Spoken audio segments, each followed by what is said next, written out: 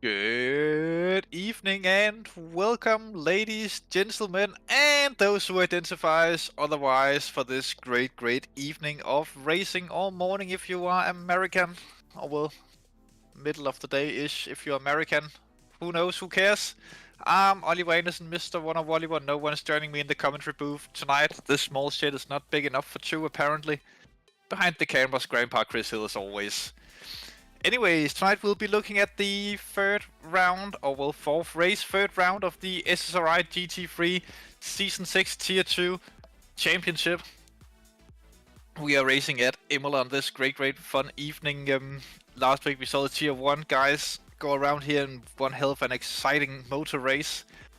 We will be expecting roughly the same tonight, as the Tier 2 drivers are quite known this season to put out some great racing and top entertainment for those who are tuning in to watch this evening, or morning if you're American.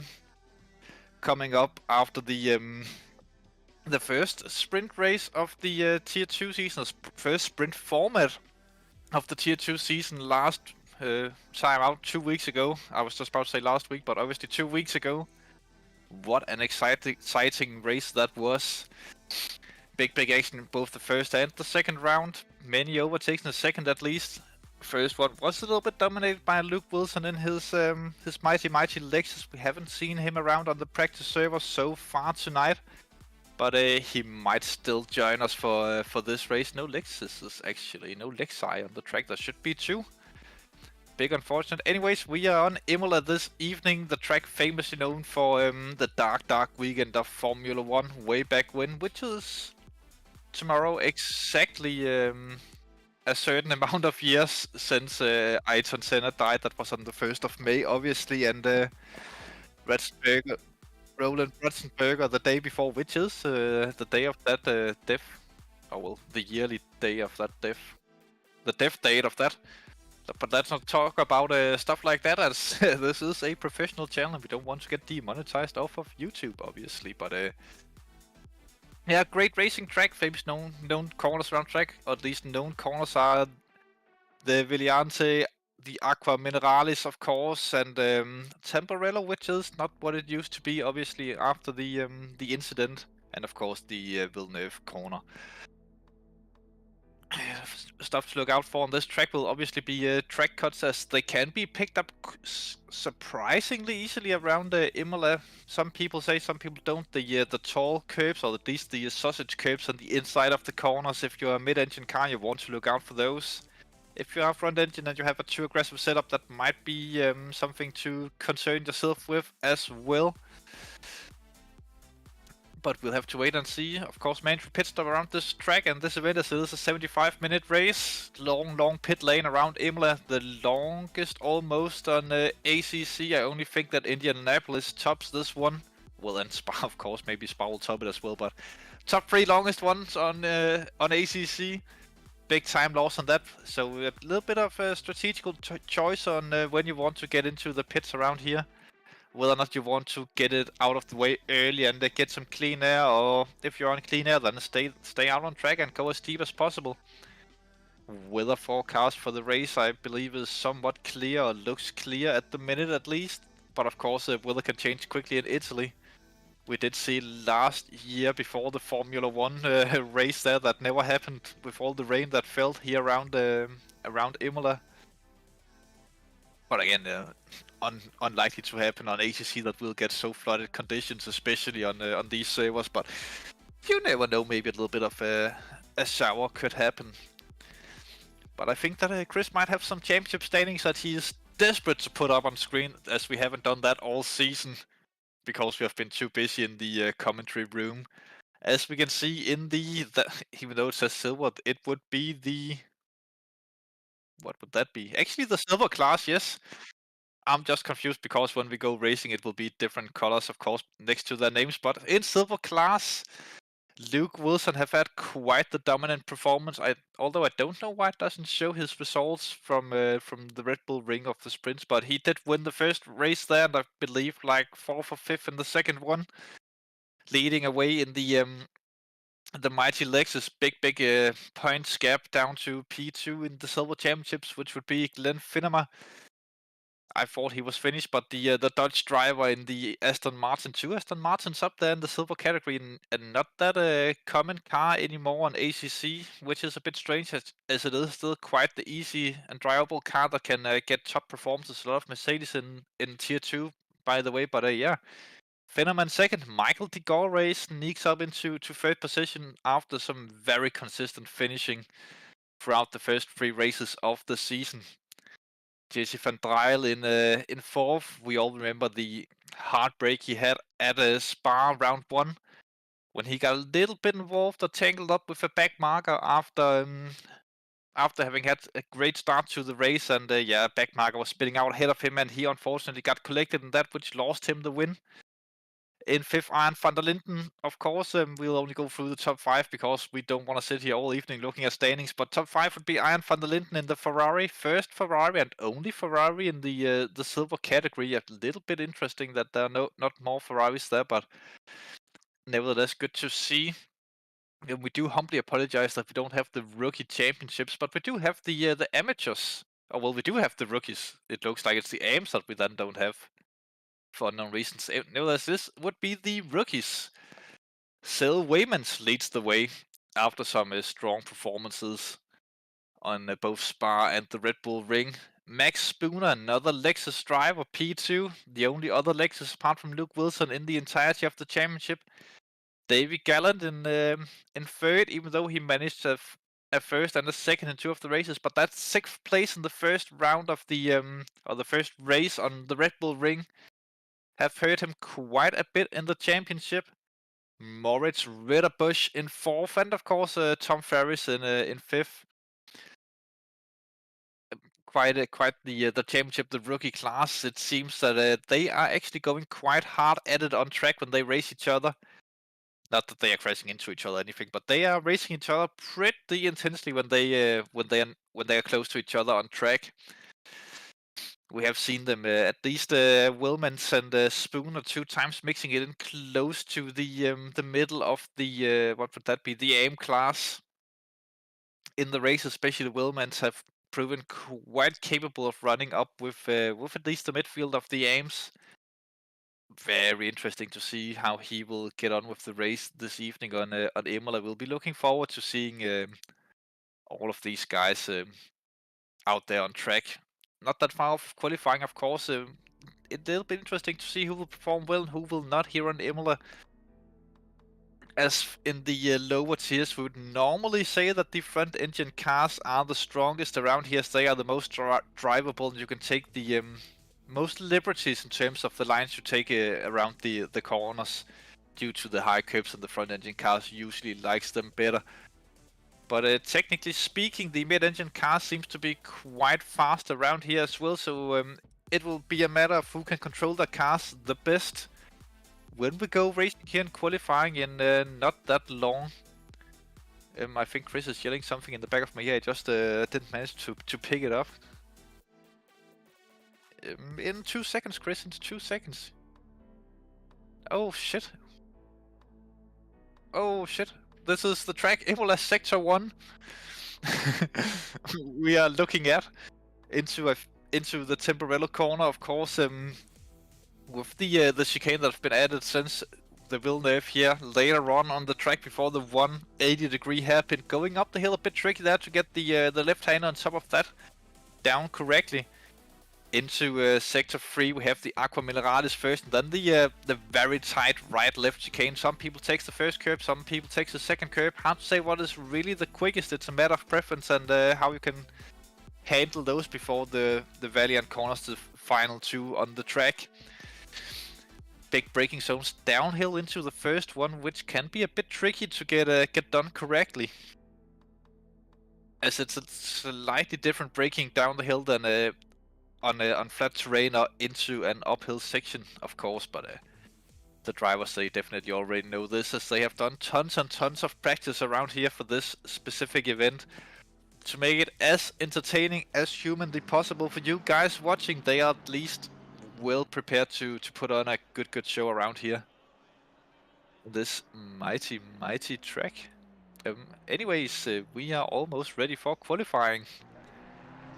Literally, we're ready for qualifying. Following Jesse van Dijl around, who will be the first driver to start a flying lap. He will be desperate for a win. It doesn't look like that Wilson is on the server yet, so Jesse van Dijl have all the opportunity in the world to get a top result around Imola in his McLaren, though not the best exit onto the start-finish straight to start his first lap, as he got a little bit of a slide going through turn 16 or 17, I think it actually is. And taking the shortest possible line up to the run. Into the first corner we go, nicely on the brakes, using all of the exit going into the curves. We can really see how much Van Dijl have practiced this track. Taking all the right lines. I wish I could do the same when I was driving, or at least out of the box driving. I need tons and tons of laps of practice to do the exact same thing. Looks good through Villeneuve as well. Actually looks very good through Villeneuve. This could be a very quick lap that he's putting it on initially, even in this qualifying. Through the hairpin, no sliding on the exit of that. Very important to get as good of a speed up here. Will he take it to the right hand side early? Yes, he does. Into the blind left-hander. Does he hit it? No, not 100%, but at least 90% good corner there into the Aqua Mineralis. This is where time is won and lost. Quick tap on the brakes before the second braking. Gets that one right, but is that invalid? I think it's valid still. Very good on the exit, at least, of Aqua Minerali, if that counts. Into the difficult corner of the 2 curves. Mounts the first one, mounts the second one as well. Not everyone chooses to mount both of them. And good on the exit curve as well. Nice and clean down the back straight of the track into the final braking zone of the corner of the track. Looks nice and hooked there through this final corner onto the start-finish straight we go, and let's see what the first lap time will be for this qualifying session. It will be Jesse van Dijl who puts it in. Quite a bit of road down to the next driver who will be setting a valid lap time, but Jesse van Dijl goes across the line to do a 1:41.5 here in qualifying. At least in his first attempt at qualifying here at Imola. For the tier 2 guys. Good lap for him. 41.5 is actually pretty competitive with midfield tier 1 as well. He could be in for a good result. Garcia, Haas, Swearing, a lot of drivers putting times on the boards. De Gore, you know, Rudum. Fennemer takes but I think the class are a little bit offset. I think Van Dijl might actually be a silver driver, but I think Fennemer is silver as well. Or is Fennemer? Doesn't matter. Maybe we didn't have the silvers, and we actually only had the rookies and AIMs on the Borderland Championship standings. I think that is what happened on those. It's so confusing with the third class and everything at the minute, but we are still new to it. So are the drivers, and so are you guys probably out there, as the rest of the SSRI crew are new to this kind of format, even though it is the third round of this season with these class categories. Craig Filbarati goes wide there. That will not be valid anymore, but Filbarati already on second place on the timing board. Whoa, someone's around there in the background. Chris Haas following around the 333. Garcelle Motorsports Audi behind another Audi, getting a little bit of a tow here, but whether or not that the Audi ahead of him will let him go, or if he's on a flying lap as well, we'll have to wait and see. That might be Tim Neubauer ahead of him, but it looks like that Haas have just bailed out on the lap, getting himself a little bit extra room. Interesting to see Neubauer in Tier 2, actually. He should be quite quick if he can control that Audi. Vladimir Rodemetkin across the line. He will go for a big improvement. Looks like P2 for him. Strong lap in the Porsche. He could be up for, maybe he's the one who will be challenging Jesse van Dryle in this race for top honors. And takes a provisional pole position of the AM category. For the rookies, it's still David Gallant in 15th overall, who's leading around, following Alexander Bugares.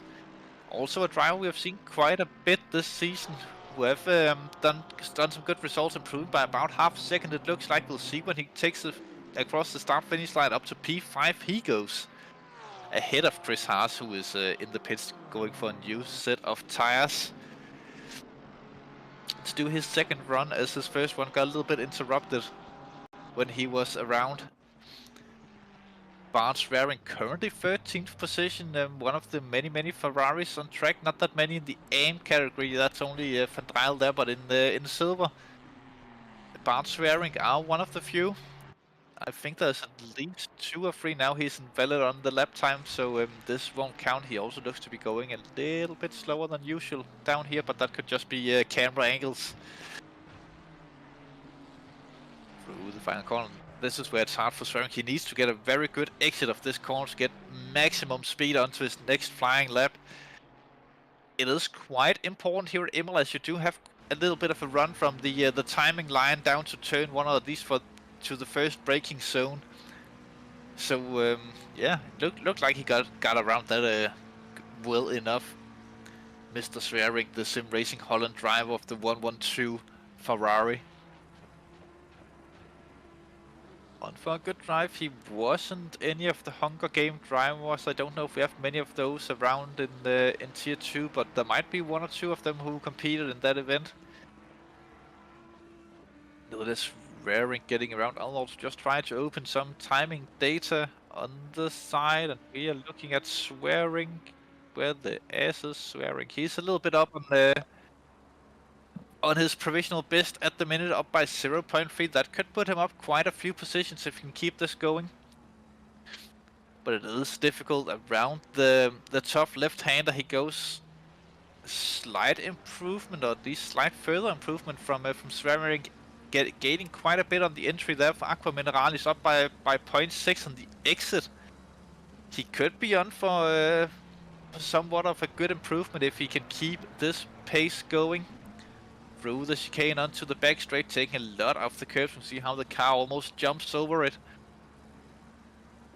Still going strong, up by 0.7 at the minute. This could be a very strong time for Bart Swearing, at least trust him well within the top 10 if he keeps it up through the last 2 corners. Through the final corner he goes, dropping a tiny bit of lap time there, but improves once again. 0.7 it looks like on the timing board. Let's see when he goes across the line. P7 for Swearing at the minute. Still 10 minutes to go though. Luke Wilson have joined the server, by the way, and have gone up to pole position at the minute. Speaking of, as we were looking on Bart Swearing, apparently Will snuck into the server without us even noticing. Greg Hill, 11th position, improves a little bit there. Well, a little bit, improves up to P4. Big jump for the Black Marker Motorsport, or Back Marker Motorsport. Sorry about that. The Back Marker Motorsport, the green and white BMW. Daniel Hummel, Fortune Honda Racing. They almost had a double podium on the Red Bull Ring 2 weeks ago. Let's see what Hummel can do. Improves a little bit at the minute, but how much will he jump up if he even does manage to keep it going? Start finish straight for Daniel Hummel. P9. Strong lap for Hummel. A few other drivers are improving out there on track. Just having a quick look around. Franz van der Linden are probably the one improving the most, but Morfill as well with a big improvement on his current lap. Up by 0.7, but that would be as expected when you're about 2.4 away from the leader and you are in the aim category. Let's see what the 990 driver can do. Kieran Morfill, of course, one of the Snag and Sons drivers since they joined the SSRI some years ago. At this point, they have been one of the stable teams with quite a few community names that most people know of, including, of course, Lulu Barefoot and Alex Crawford as some of the more noticeable drivers of that team, though none of them are doing sprints at the minute. Kieran Morfill almost up by a second as he comes into the final braking zone around the track. I think he must have had traffic on his first lap, up by 1.4 seconds, but that will only put him roughly within a second of pole position. If he keeps it going across the start-finish line, he'll go in just a few moments. There he went, just over a second behind into 17th position for the lovely Kieran Morfill. Further down the field, Tim Neibauer coming up to the line from a 30th position at the minute. Looks for an improvement, but not as much as Morfill. Jumps into 29th there, does Tim Neibauer. I must say, bit of a chance going with the Audi. Not the easiest car to drive, but it is fun to be out there in the car, because you do have to actually drive the car. That car will be a challenge. It's one of those cars that either you drive the car or the car will drive you, as we see the car trying to drive in Neibauer through Villeneuve there. Around the hairpin he goes and up the hill. Interesting to see that not many people are getting that wheel spin out of that hairpin. I think that's one of the things that I'm most famous for around here. That's getting wheel spin in that particular hairpin. Hits the curb on the inside, very close to an invalid lap there for Neibauer. It might actually be invalid. If not, then it was extremely tight. He is still going strong. Well, he was still going until he went into the Aqua Minerali, of course, there for Mr. Neibauer. Phil Baracci is close to improving from 3rd position, but not quite, as he just jumped out of improvement range. Chris Haas is up in the other Audi. Could be improving by at least 0.4 of a second. If he can keep the pace going, and if this traffic will not get in his way, as it looks like it will. Still improving by quite a lot, but that is definitely invalid for Mr. Haas there. Unfortunate for Haas, as he'll still have a few attempts left in the box. Denise Pope up by a tiny bit as well, from 19th position in the beautiful pink Wild Things Racing. I was just about to say Wild Cars Racing, but that's I don't think that's them. Wild Things Racing. Denise Pope in the 79. One of those numbers, when you see the 79, you think immediately of Denise, as she's been racing that particular number for quite a while, or as long as I can remember. She has been the 79 car. Speaking of the stable teams in the community, the Wild Things Racing have been around for a long time as well, and last season they had 2 drivers up there in the Tier 1 Championship who performed very, very nicely. That Denise can be very happy with, but yeah, good run from Denise. Not improving by that much, but a little bit. Whether that will be enough to jump her up a position in on the timing board, we'll have to see. Goes across the line. No, just not enough for Denise to get herself out of the 20th position, which can be tough, as people are improving all around the track at the minute. Almost more green than red out there. Luke Wilson, big improvement. He's up on so far. This could be cementing the pole position and making it 2 in a row for Luke Wilson. Up by 0.3. or these 310s, improves to 140.8, which means that Van Dijl and Phil Baracci and the rest of the guys will have to find something extraordinary to beat Mr. Luke Wilson in this race.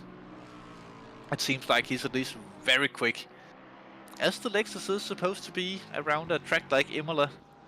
It's actually a pretty good calendar for Imola. I don't think the Lexus will be as good when we go to Laguna Seca in about 2 weeks' time, but definitely a contender for good car around the rest of the track so far this season, and for the final round and Indianapolis it will be expected to be quite the performer as well. Some mysterious stuff is happening on the timing boards, as something not so mysterious happened anymore. But Wilson is straight at it again, improving furthermore at the minute. He could go quite a bit up if this continues. But Luke, don't do this, stay closer to the rest of the field. Steve Parker further down the field. 28th at the minute though, where is he? Steve Parker also improving. Could be going up the timing boards if he can get this hooked together. Although still long way around the track, a long way to improve, as that's close to invalidation as well. But I think he might just have kept it within the valid track area. Good run through Aqua Minerali. On the exit, they're close once again, but I think it's still good for Mr. Steve Parker. That's Max Spooner ahead of him in the other Lexus. That could be getting a little bit in the way of Parker, but he will get a good tow from the Lexus down the back straight now. Whether or not that Spooner is on a vetted level, I'm not entirely sure. He must be, since he's not moving out the way. Or there he goes. Big improvement for Parker actually. He did get a good tow there, but loses a bit in the final corner. Onto the start-finish straight. Lost it all, it seems like, as Spooner is now trying to go back through Parker. And Parker crossed the line. Not much of an improvement there, if any.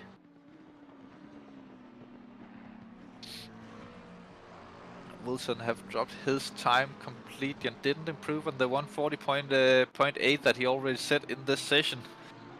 But still a solid time for a tier 2 driver getting into the 140s, especially in the Lexus. Good to see. Oscar Arctis, who have been up and down the field so far this championship. Not the strongest performance in qualifying so far this season in total, but have done some pretty good races. Improving by a second, 1.5, so he must have had some sort of incident on his best lap. So far he's up by 3 seconds, though that looked a little bit invalid. And that looks like a wall for Mr. Oscar Arctis. He will not have enough time to go into the pits and go back out on track. So he's just bailing out on it. He could have attempted one more time with the damaged car if he had the fuel for it.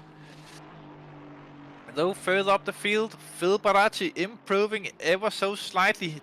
This could be enough to put him up into to second position and the first row of the grid. If he keeps it up by 0.2 at the minute out of Aqua Minerali, he went. Still on a wet lap though. Van Dijl have also started another flying lap through the tricky chicane. Goes Phil Baracci back straight into the final braking zone. This could be a significant improvement that would bring him within striking range of Luke Wilson if he keeps it up by 0.3 seconds. Through the final couple of corners he goes. The middle of the corner he looked very strong. Good exit it looks like, up by 0.4, down dropping it to 0.3. Phil Baracci, will he beat out Jesse Van Dijl for P2? This could potentially be the lap where he does it, as he does have traffic on the next one. Phil Baracci jumps up to the first row of the grid. P2 provisionally for Phil Baracci. Whether or not that he have fuel for one more lap, we'll have to wait and see. It looks like he's going for it. Jesse Van Dijl in currently third position on a flying lap. This will definitively be the final lap for Mr. Van Dijl. He is hovering very close to an improvement of his lap time, but I don't think it will be quite enough to get past Mr. Filbaracci, but he does get a little bit of a tow from a fellow McLaren further up the road from him. Does not look like that Van Driel does have it. No third for Van Driel at the minute. Few drivers still out on track with potential to beat him, even though they have to come up with big improvements. Chris Haas across the line to finish his qualifying. Good showing there. P6 for Mr. Haas. So he will be done as will. Phil Baracci are the only top drivers still out there, but he is not improving at all. And no one on track is improving as far as I can see. Chris have found Bugaris, who is very close to improving actually. Andre Bugaris, he could potentially gain himself a position or two if he goes nice and cleanly through the final couple of corners. We can see the green flashing on the side on the timing boards as he's coming down towards the start-finish line, improving by 0.1 at the minute. Will he jump up? Yes, 15 for Bugaris, final driver to post a lap in qualifying, which means that we have our results from this this qualifying session around Imola, and we know how the grid will be for the race in just a few minutes. Luke Wilson, not that surprising that he took pole in the Lexus around this track. Good car for the track, but he is joined by Phil Baracci up there and on the front row of the grid. Good to see Phil Baracci clutching that one and pulling it out of his head, basically getting such a good lap time in late in qualifying. Following Phil Baracci on the grid into the second row, Jesse Van Dijl third in qualifying. Couldn't squeeze the final bit of time out of it there by the end. Could just be traffic, whether or not that he can improve that in the race and get himself up onto into the top two. We'll have to wait and see. Garcia in fourth, and then the leading AM driver will be Michael De Gore in fifth, with Chris Haas next to him on the third row on the grid. Bounce Vincent Finneman next to them, or behind them. They're not next to him as 4 wide start. That would be quite interesting, but I don't think the game will allow us to do that. Swearing and Craig Hill takes the 9th and 10th positions. Vladimir and Kleefeld behind those in 11th and 12th. Van der Berg and Hummel in 13th and 14th. Bugares in 15th, lining up with Frank Hopp next to him. Frank Hopp having had the race of season so far after he swapped from the Lambo into the BMW, but still in there now in the middle of the field where all the fun is pretty much heading races like this. Dimonga and Kieran Morfill in 17th and 18th. Blisters and Blishma, fun names to say, in 19th and 20th. Denise Pope and Arne van der Linden 21st and 22nd. Cohen Geens and Peter Brooklyn in 23rd and 24th. Then a duo of rookie drivers in 25th and 26th of Waymans and Gallant. First and second in that category. For this race, Steve Parkers and Dimitri Schenk lines up behind them. They cannot be happy with their qualifying. Tim Neibauer and Seal behind those guys in 29th and 30th. 31st, Frans van der Linden 32nd. Grohl 33rd. Husinga. Great name. And Oscar Arktis behind him.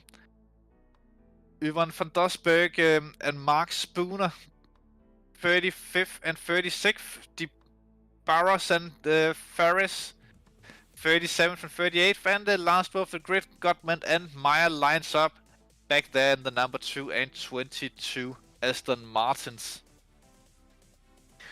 This will be such an interesting start. It is a track where there's a good amount of room on the exit of the first braking zone. So if you get involved in an incident here, there are great possibilities of bailing out of a possible incident as going straight is technically an advantage if you don't lift off at all. But of course the drivers will know if they go off track, they cannot gain an advantage out of it, so the stewards will definitely be looking at that if people try it.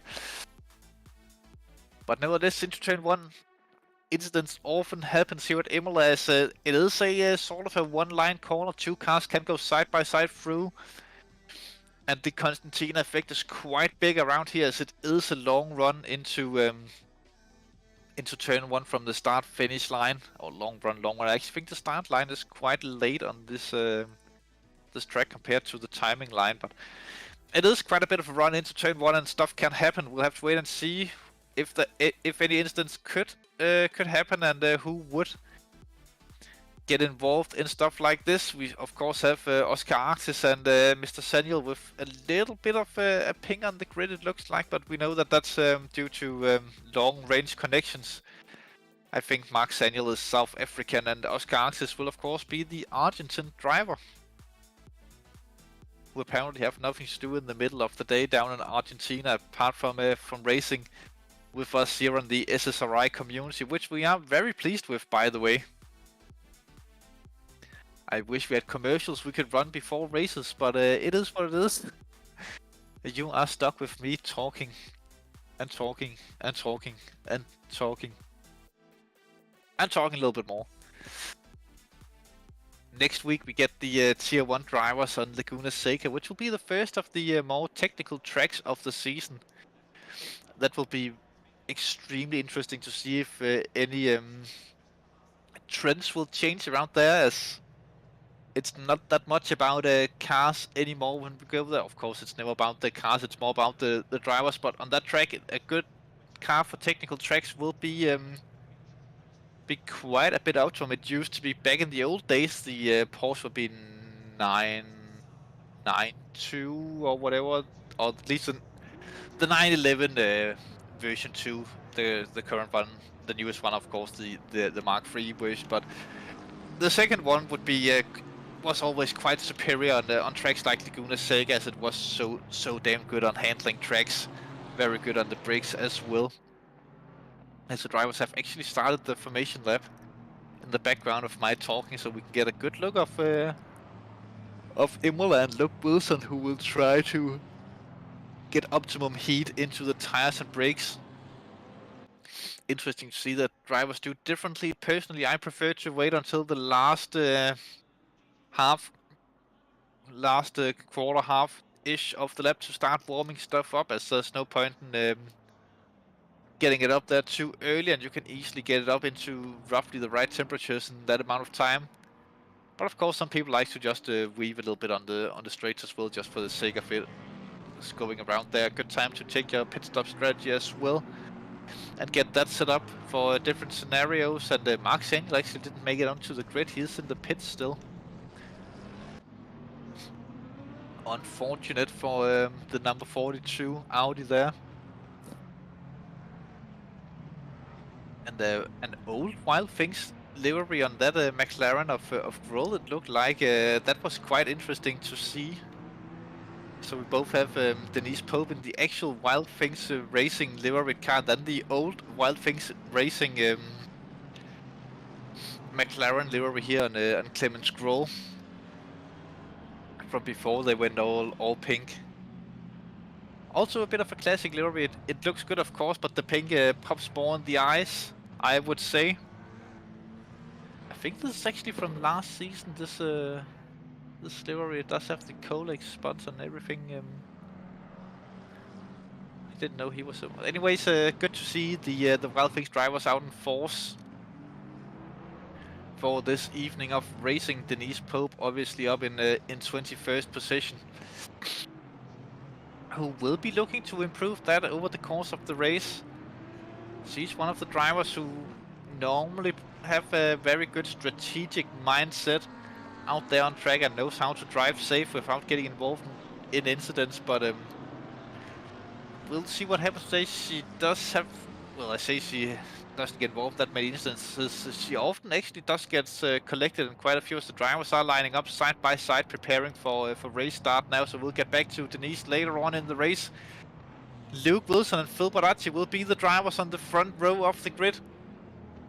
Luke Wilson with all the options in the world to get away from this one cleanly and try to control the race from the front in his mighty Lexus. It's a long way until we actually get the green flag command. But ladies and gentlemen, we are very close to get this going. So we are somewhat close to be about to go.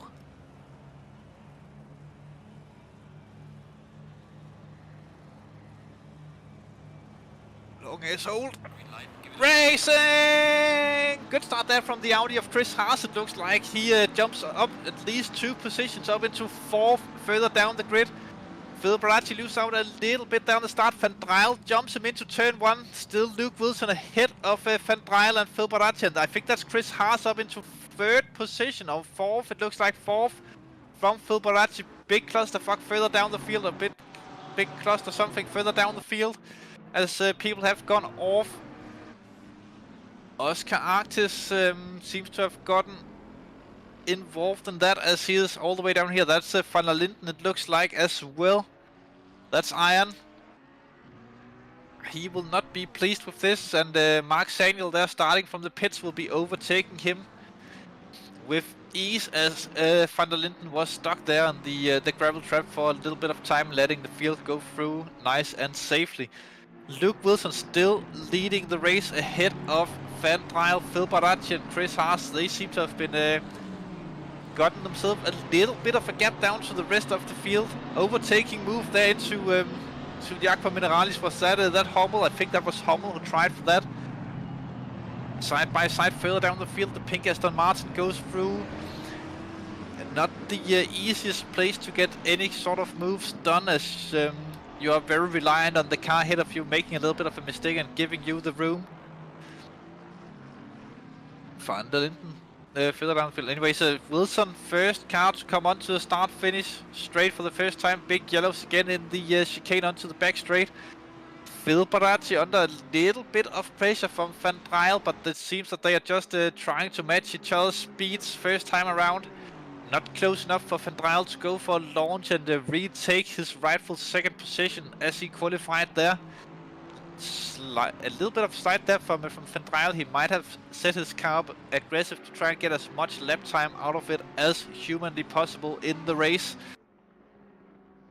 And maybe sacrificing the safeness and easiness of driving a little bit. Mark de Monk putting the pressure on Van der Berg and Kleefeld behind him in the middle of this huge pack of cars down in the midfield. Mark de Monk a little bit of a slide there, getting himself under pressure from Kleefeld and Hummel, the 2 Fortune Honda Racing cars behind him. They were getting into the blind left-hander. Not easy to overtake there, but de Monk under severe pressure from Kleefeld. Kleefeld could potentially try and stress out de Monk. Exit of Mineralis are of course very important. You could potentially get a move done into the next braking zone if you are very close to the car ahead of you and everything goes to plan. But looks like de Monk is doing a good job of just keeping the 2 Fortune Honda Racing cars behind, as they are actually pretty close to each other. Going down the back straight into to the Valiant corners once again. It's Bugares as well, who's getting up there to the Fortune Honda drivers. Bugares who had quite the race on Spa initially in the season and then have dropped a little bit in pace, it looks like, since then. So he'll be looking to come back into it, as we do have a takeoff of the pit stops quite early. That could be for damage repairs. But yes, into the pits he went. Bugares actually does seem to have the run if he doesn't go too wide. I think Bugares had to lift there, otherwise he would have had the run on Hummel. But I tell you what, Chris, all this battling is bringing Frank Hopp into the picture as well. But both Hopp, Bugares, Hummel, Kleefeld, they could swap positions quite quickly as Bugares look for the inside into the blind left-hander. Room is somewhat given there, but he backs out of it. Smart enough there from Pugar Race. But look how close Francorchamps got after that that failed overtake maneuver there. At least that psychic maneuver from Pugar Race. Just showing Hummel that he's right there and ready to take advantage of any small mistake. As Pugar Race had a little bit of a compromised line into the chicane there. Covering off from Francorchamps. On board the Porsche we go. Underneath the big road sign of some sort of sponsor into the corner with the great housing estates. Next to it, that would be some dream housing for a lot of the SSRI community members. I would assume that Bas van Medis would love to have that as his vacation home. Then I would also come visit him quite often, I think. Well, we never know. Maybe he does have it. Maybe Van Medis have already stopped speaking. Chris, people can't hear you. God damn it, and people think that I'm crazy and weird. But I can't see dead people. Nevertheless, Marc de Monk still under severe pressure in this end of the field. With the big tensions up and down. Haven't seen the overtakings yet as we were expecting, but people are still within the few tenths of a second of each other, so they could potentially... Yes, I'm a bit tired, sorry about that, people out there trying to watch a good YouTube race, but they could potentially swap positions within just a few corners when they are this close. One small mistake could easily lose you 1 or 2 positions. In a race like this, it does look like, was that Pugar Race who have actually gotten some moves done? No, Pugar Race is that back there. That's Francorchamps have actually moved ahead of Pugar Race, it looks like. I feel like we missed that, but Francorchamps up into P15. He will be next man up to apply pressure to the Fortune Honda teammates of Kleefeld and Hummel. Who are just a bit up the road as Francorchamps did lose about a second on to the cars ahead of him by making the overtake on Pugar Race. But no one says that he can claim that back. If 2 people going into the pits, they have probably fueled quite low and know that they can go to the end from here on 1 tank of fuel. That's de Monk and Van Dosbergen or Van der Berg. I think that could be a reasonable strategy choice, as they will get out and clean air. Of course, they will have to drive the tires all the way to the end. They might have just forgotten to get out of a qualifying setup, maybe, and that's why they're coming in now. That would somewhat suit with a qualifying run. But nevertheless, they go into the pits, serving their mandatory pit stop, and will have to run the same tires from here until the end. Big crash there. I think that's Francorchamps, one of the drivers involved, and Daniel Hummel as well. Contact to Francorchamps was made there after both drivers had spun around. Unfortunate situation there from both drivers. Further up the field, Phil Barachev caught up to some back markers, it looks like. I think the pit board went for a yeet, then rip. All next cars coming into the pits. If it does, that is technically against rule, but I've assumed that drivers have practiced pit entry. If they haven't, then it's then it could be very unfortunate for them. But Phil Barachi is... No, that's not a backmarker. That is Jesse Van Dryle. Phil Barachi have been overtaken by Van Dryle. And Van Dryle have reclaimed second position in the race. I was just confused that we had a car ahead of Phil Barachi that close, as I thought he was second, but we missed the overtake, as all the action just happened at once there with the Francorchamps moved up and then contact with Hummel, and of course Van Dryle with the overtake on Phil Barachi. Wilson, by the way, almost 5 seconds ahead out there in the lead. He's somewhat having a little bit of a Richard Prixley kind of a season where he just dominates from the front. But Phil Barachi will be looking to apply a lot of pressure on Van Dryle as soon as possible, trying not to let Van Dryle get away with this one. Trying to keep at least some sort of excitement in the race for P2. I tell you what, Vladimir Rudemaken have made it up to 6th, and he will definitely be looking to try and maintain that position, as we do get a replay of one of the many things that have happened. This is the one with Hummel and Hop, I think. No, this is the overtake by Hop on whoa, on Bugaris. Bugaris just makes the mistakes, and Hop goes through on the inside. Up the field, we have Phil Baracci actually super close to Van Dryle through the chicane, but didn't get the exit as yellow flags out once again in the back of the field. This of course won't be an issue for the top drivers. Stop go 30 for Dimong, who's in serving that at the minute. I think Galway into the pits and drive through for Peter Brooklyn. So yes, a few drivers getting caught out by the missing pit board apparently, after it got yeeted away. Big unfortunate there, but again, drivers should have practiced the pit entry. Phil Baracci goes through Van Dryle for P2.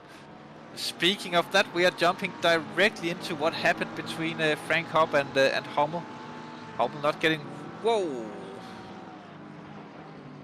Hummel not making the apex or taking the optimum line through, and then Hop just comes flying in.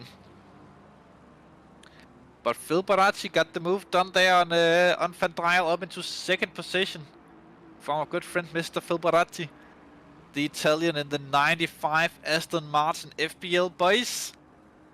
Keep going, boys. Into good positioning in the race. But this is the thing with the front engine cars. It looked like that Jesse Van Dryle in his mid-engined McLaren hit a little bit too much of the sausage curb and unsettled the car, and that's how Phil Baracci got through with his front engine car that could eat that curb a lot better than Van Dryle. Further down the field, Cohen Geens applying pressure to Kieran Morfill. The DDS Racing versus Snag and Sons. Battle on track, two different classes of drivers, at least in the standings wise, championship wise, but very equal here on the track. Geens hoping that he can deliver that car into to a 14th position. I get it, because it's a FedEx sponsored car. Aha! And Kieran Morfill attempting to snag away from Geens. Maybe not as good of a joke, but I try. God damn it, I try. That's why people tune in, I assume. Further up the field, Cleveland, the other 14 Honda car. Big pressure on Barnes Swearing for 9th position. Just the bottom positions in the top 10. These two drivers are battling over. Finham are quite far behind those guys, about 2 seconds. Then not long from Swearing up to Craig Hill as well. This could be a three-way battle soon, as Cleveland made a little bit of a mistake there. Not a fool of himself, but a little bit of a mistake there out of Villeneuve. And let's Swearing and Mr. Hill get slightly away, as Van Dryle have really lost time to Phil Baracci up in the front. They are coming into a yellow flag zone soon, as a car that spun around down there. That's the number 2 car. Didn't get to see that as we're following Phil Baracci with the big gap down to Jesse Van Dryle. Phil Baracci on for now. It's almost secured. That's a Cleveland on Swearing. Cleveland on the outside of Swearing, trying it into the chicanes. Didn't get it done this time around.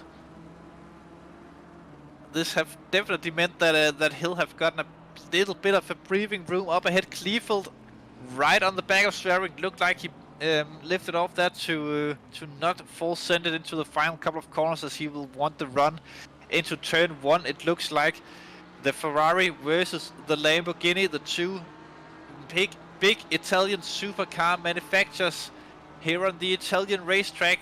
Will the prancing horse get the better of the bull? the raging bull? Not the Red Bull, that's a different thing. It looks like they did this time around. Cleveland maintaining position, but look at that, that's Finham behind. He was 2 seconds behind not that long ago. But all this battling have really meant that Finham can catch up to these drivers. and maybe join in the action as Finema gets a wheel onto the gravel out of Villeneuve there, unsettles the car a little bit, loses the well, just a car link for 2 that puts him out of battle range. But Kleefeld will try it again on Swearing as soon as he sees another opportunity. He will try and stay as close to him as possible to maybe try and force a mistake out of Swearing. Will the Kleefeld do? 15 minutes into the race, 1/5 of the race have passed. And still status quo, at least in the top 3 and top 4 out of turn 1 at least, after Chris Haas had that awesome start. Kleefeld not the best run out of Minerales and the chicane this time around. That allows Finema to get ever so slightly closer to the top 10 for Mr. Finema. Oh, man, I should have had a nap before this this race. Hummel putting pressure onto Steve Parker. Little bit of a contact in the straight line. Hummel goes to the inside, back behind, and now sends it up the inside. Will Hummel get it? He does get that contact from, I think that was, who was that? That was definitely the Aston Martin that contacted Parker there. Big unfortunate there. Could have been,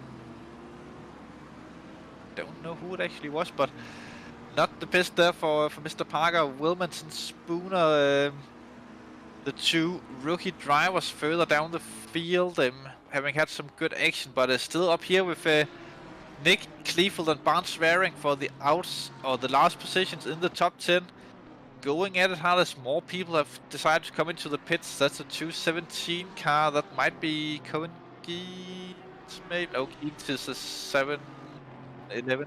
That's Frank Hopp. I knew it was a driver that we should know the number of. But yeah, Swearing still, you can see on Swearing's driving that he is feeling the pressure a little bit, not making the apexes in all the corners. That's a pink car that spun around there on the outside, which promotes, I think that was Garcia maybe. I think that promotes Kleefeld and Finema up to 9th and 8th. Garcia from that must have been up like 5th or 6th in the race.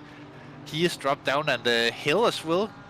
No, sorry, I was getting too excited there. Craig Hill, not anything wrong with him. But still going. I could say to try and save it, as I just feel like I butchered that completely.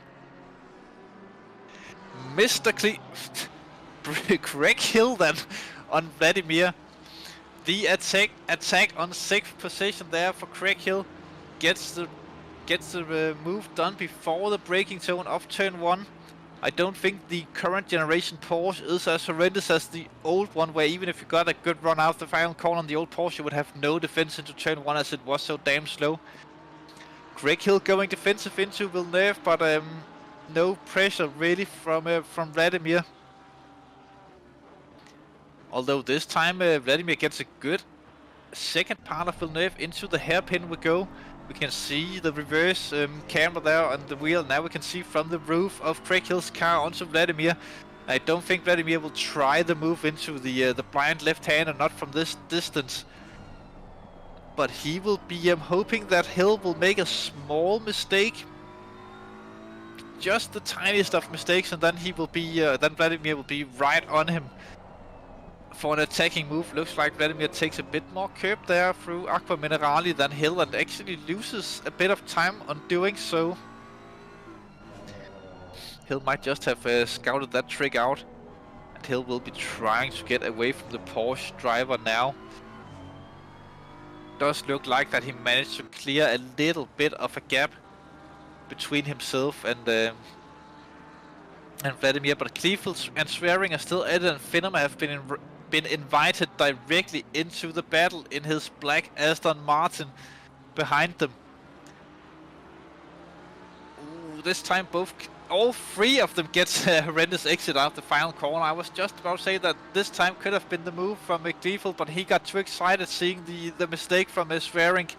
And the same thing went there from Finema, also getting a little bit excited on the exit of the corner.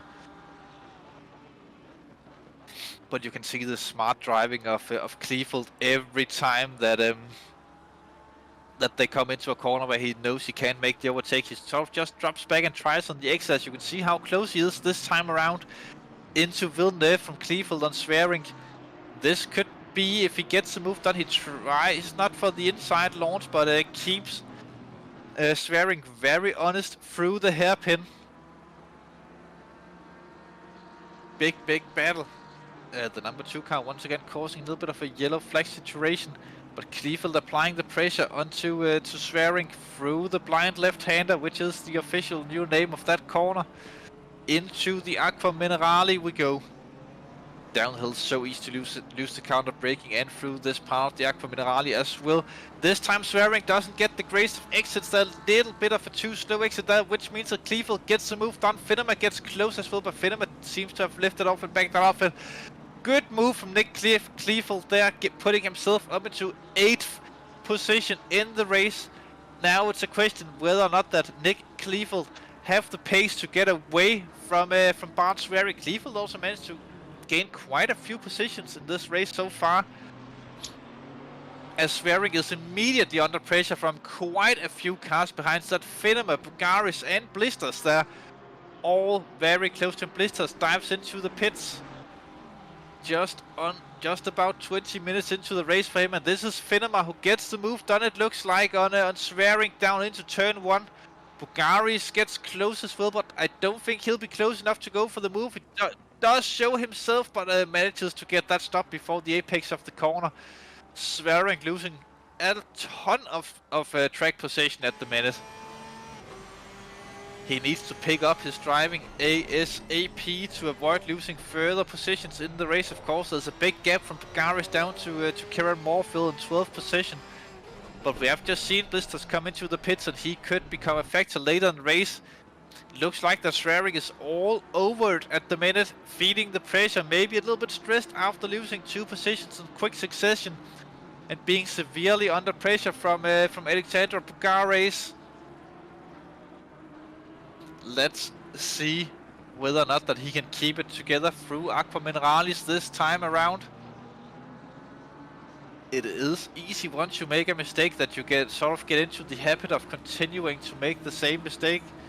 Didn't look like at that time. No, we cannot add 40 plus kilos to Luke Wilson, but have a whoop, not the best there from Bart Swearing. This is actually Bugaris putting him under severe pressure out of the chicane after the small mistake from Swearing. Bugaris will try on the outside here, but no, not enough.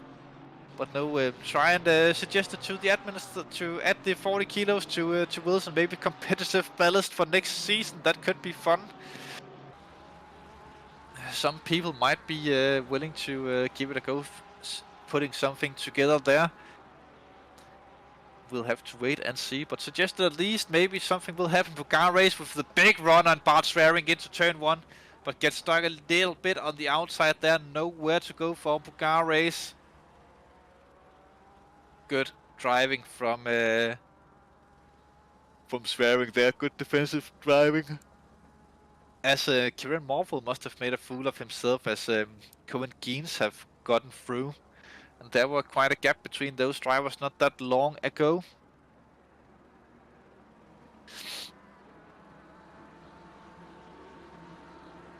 Will he get this done?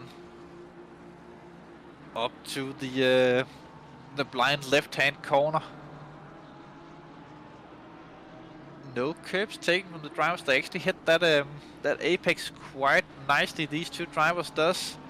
I think that Swearing, he looks to have settled the car a little bit more now, as we can see Finnemer just there in the foreground of the frame in the black Aston Martin, or at least he was just in the frame. He is right there again in the chicane. This time Swearing gets it much nicer through, but it looks like Bugaris have a good line there. Finnemer gets a drive-through penalty.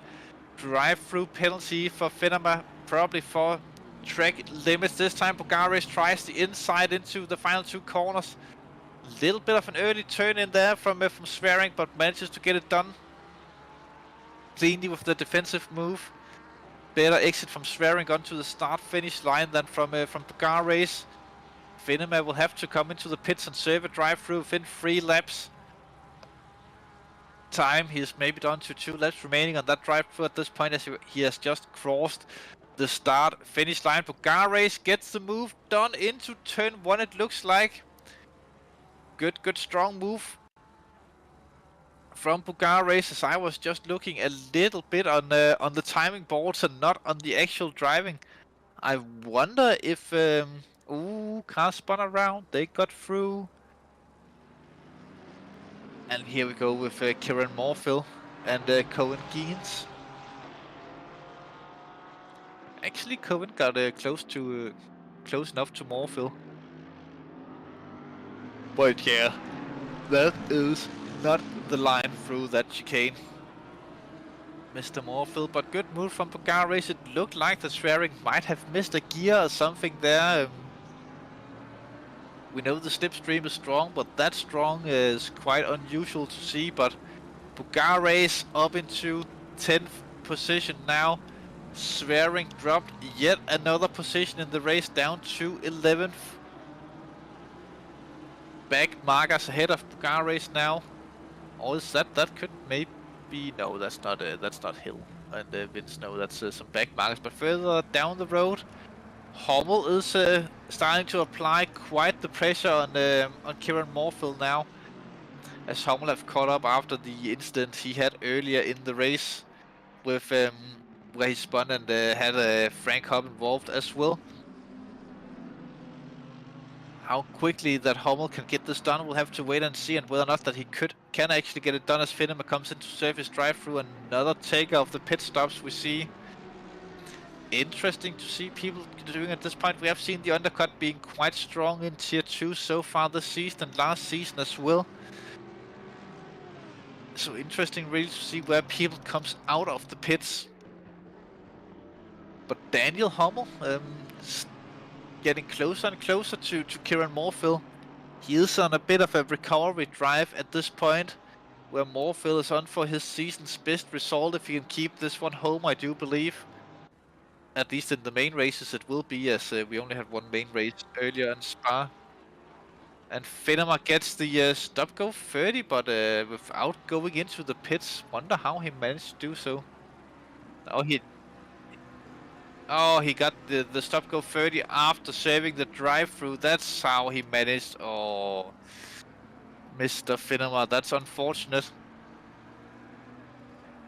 I think that's the missing pit board that could be the cause of that. Denise Pope putting pressure on David Gallant, the Canadian driver ahead of Denise. She will try and imperialize Canada this time around. And the two McLarens into the blind left-hander. You can see the pace difference between Gallant and Pope, as Pope looked to be able, or at least capable of keeping more speed through the corner, but not enough to get through. They are very close to being the two back drivers of the people who haven't pitted yet and had clean races. We know that Boris and Van Dosberg lay further behind, and Gottman as well haven't pitted either, but these two drivers, they will want to get up there as soon as possible and further up the field quite quickly, as well, they will definitely gain at least one free position, as Finema will have to come in and serve the stop-go 30 at some point within the next 3 laps. But it is what it is. Another battle raging on the track at the minute. Mark Saniel, but that's with well, he just made an overtake, it looks like, on Blitzma behind, as Mark Saniel have cleared quite nice, as the second Wild Things Racing car is applying the pressure on Wouter Blitzma. It looks like no, they must have left the other Wild Things car. Pope comes into the pits and tries to undercut David Gallant after about half an hour of driving, so she'll be doing a slightly longer second stint.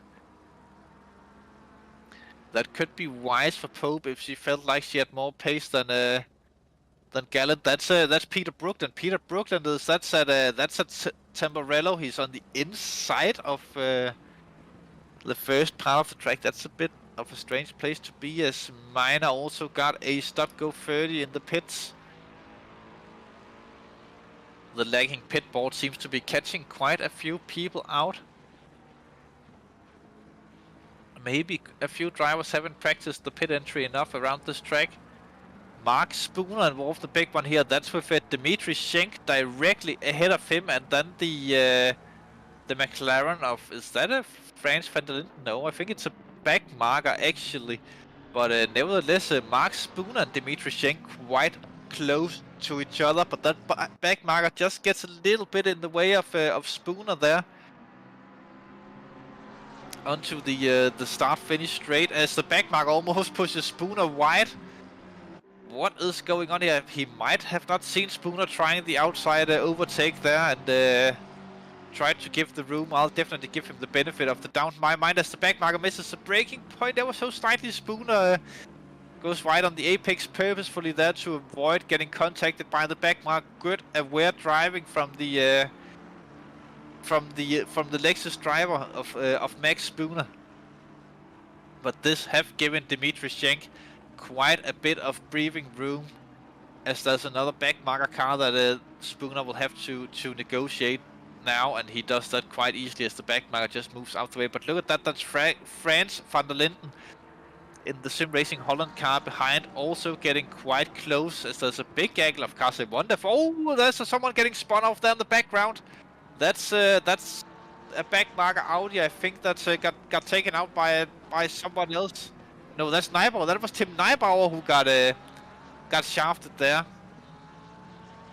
Very unfortunate there for Mr. Neibauer. But van der Linden also clears the traffic, but loses time to Spooner ahead in the attempts of that, as he will actually gets a little bit. Oh, there's still a bit of a room down to Mr. Steve Parker behind, and Waymans. But yeah, Franz van der Linden also one of the I would say modern classic liveries in SSRI, the Sim Racing Holland livery on Franz van der Linden's car. That's Mark Saniel involved. There's one of the other cars that we saw in the background earlier. That could be Gallant's. No, I think Gallant is a Sky livery car maybe, but nevertheless, Mark Saniel involved in some sort of instance. That was with Tom Ferris. Tom Ferris and Mark Saniel there disagreeing on who had to go through that corner first. It looked like David Gallant behind Mark Saniel now. These two could lock themselves into a battle. As a back whoop. Gallant. That was a good quick reactions there on the steering wheel. Yeah, but Gallant, he is doing quite the job applying the pressure onto Mark Sandel. These rookie drivers, they are normally not that easy. If you get locked into battles with them, then they will do their best to enjoy the battling out there on track, and they will not care if you are a silver or an amateur driver with its 4th position. They will lock themselves into the action that they get out there. So good to see. And they're currently 3rd in class in the rookie class in the race. Mark Spooner leading the way in the Lexus with Weismans in 2nd, and then of course Gallant in 3rd. Did Fittermer get another stop go 30, or has he not? I don't think that Fittermer has taken his stop go 30 yet. Doesn't look like it.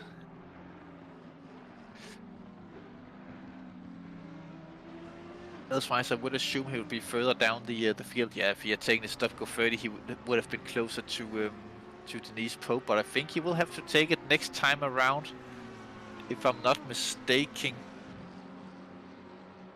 Is that Frank Hopp who spun around again? No, it wasn't Frank Hopp. I was just hoping. Maybe we can put a bit of a commentator's curse upon Frank Hopp and say he will definitely not spin for the rest of this race and just have a perfect run to the end. But we'll have to wait and see whether or not that he's affected by commentator's curses, as he is a commentator himself. So he probably knows what to do. That's Tim Neibauer returns to garage and seems to have retired from the race. Tom Ferris have spun it at Temporello, it looks like, at least close to it. Temporello's technically there's a left-hand bend here, I think, and not the corner one that we call Temporello, but hey-oh. Ferry's not having the best of races, still haven't pitted yet and finds himself in 34th position. Having had quite a few spins the last couple of laps, Spoon also took the pit stop that time around. And Frans van der Linden will be overtaking there. Following Glenn Finnemer this time around. I think he's supposed to come in for the stop-go 30 this time around. Will he do so? No, maybe he does have one more lap on the stop-go 30, but would think that that would have been the lap where he would have had to come in. Can't see anything on pit walls. I haven't put that up yet. No, he must have had one more lap of driving before he have to take it. Though unfortunate it is. Whoop, that's the 12th car that's got spun around. What happened there was just looking on some timing. That's Vladimir who's gone around and lost 2 positions on that hill drop behind Kleefeld and Bugares from that spin. Bit unfortunate. Phil Barazzi comes into the pits at roughly the halfway point in the race and of this season here in Tier 2. Well, technically still about a minute and a half until we reach that point, but very close to it at least. Yellow flags on in the pits. It looks like the 217 car are one of them. That's Frank. No, that's on the start-finish straight, and that's a Tom Ferris, the other car. Something surely must have happened there with him. Whoop! Someone spun there. Apparently Frank Hub is not immune to the commentator curses. That was Waymans, one of the fan favorites out there. Mr. Sil Waymans spun around a little bit. I think he will get back onto driving and probably come into the pits soon, as that would show him at least where he is in regards to track position for Gallant. Finnemer goes one more. I think that he should have come in this time around. Surely it's more than 3 laps ago last time he was into the pits. And got that stop go 30 in the I don't have pit wall open, otherwise we could see when he was last into the pits and then we could make the calculations for it, but he should have most definitely taken it now, I do feel like. Here's what happened to car 12. That's Vladimir. Oh, he just loses it on his own. Lucky not to pick. Whoop, and then the tanks there with the rebound spin, basically.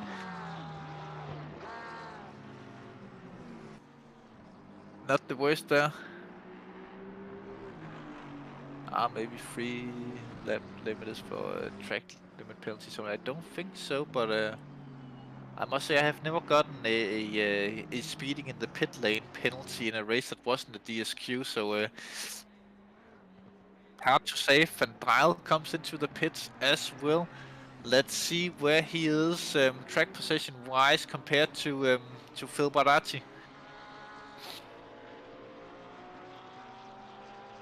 Speaking of top drivers, Luke Wilson in the Lexus. One of the reasons why the Lexus is so good at the minute is because its bob for most tracks is actually minus 40 kilos.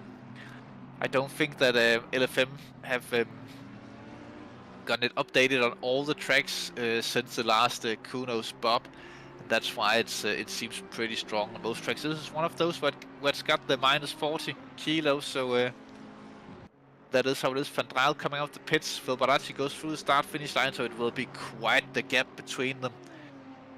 Maybe Chris Haas actually gets an opportunity to overtake Van Dryle in this pit stop sequence.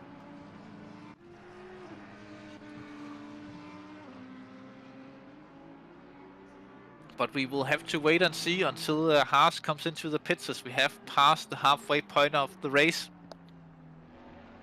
He does have clean track if we take the back marker ahead of him away. That's Frans van der Linden, by the way. So if he does have the fuel, then he's likely just to keep going on track as long as possible to maintain the clean air. Out on track, Vincent to the pits as well. Craig Hill have been in. Vladimir have been in.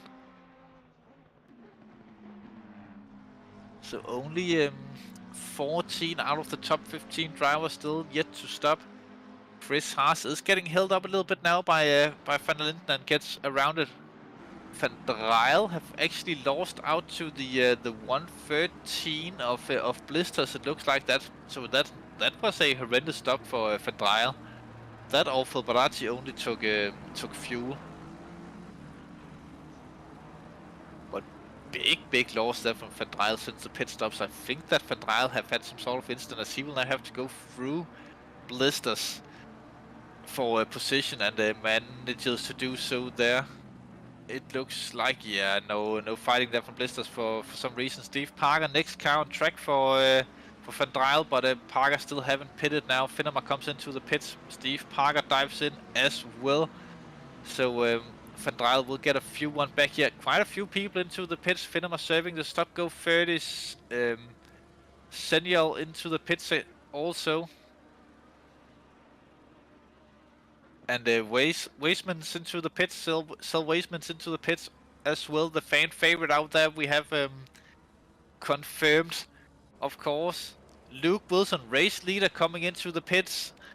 Highly doubtful that his lead will be put under any kind of pressure, even if he takes 2 sets of tires. They put new tires on and then take them off and put new ones on once again. He is likely still to emerge in the, maybe not the lead of the race, but in the virtual lead of the race. This is Phil Baracci, who's still got half the track almost until he gets to the point where Luke Wilson is currently leading the race, and into the Pittsburgh Gar race takes a stop as well as we are reaching the point of the race with just over half an hour to go. Well, half an hour and 2 laps. Basically, Wilson is moving again and have come out on track. Drive through for Mr. Mark Saniel. He also got caught out by the lacking pit boards. Looks like a lot of drivers have been called out by that this race. Good call there in the YouTube chat. You should be a betting man. Not that I would have taken the bet, but you should have put money on it, of course. Wilson came out in 4th. Only Haas, Kleefeld and Swearing ahead of him after the pit stop. And they are still yet to take theirs. Phil Baracci are virtually in 2nd, and Hummel comes in now. Van der Rijl still kind of 3rd. But Haas could theoretically jump him in the pits if he gets a good one. Phil Baracci on the back marker there. That is not France, it looks like. No, it must be. That's true. Oh, I'm way too tired for this. That's a Mr. Grohl in the old Wild Things livery car. I think that he might have just purchased the car off of. We'll just make up our own law now. That he bought the car off of Wild Things Racing and decided to go racing with the used GT3 car. Let's just say that for law sakes. Michael De Gore, we haven't seen much of him this race so far. Right behind Mark Saniel, will have to come in and serve a drive-through, unfortunate for him. And Finema, who have been to the pits at least 2 times and are yet to take his pit stop. That's also not the best of news for Mr. Finema.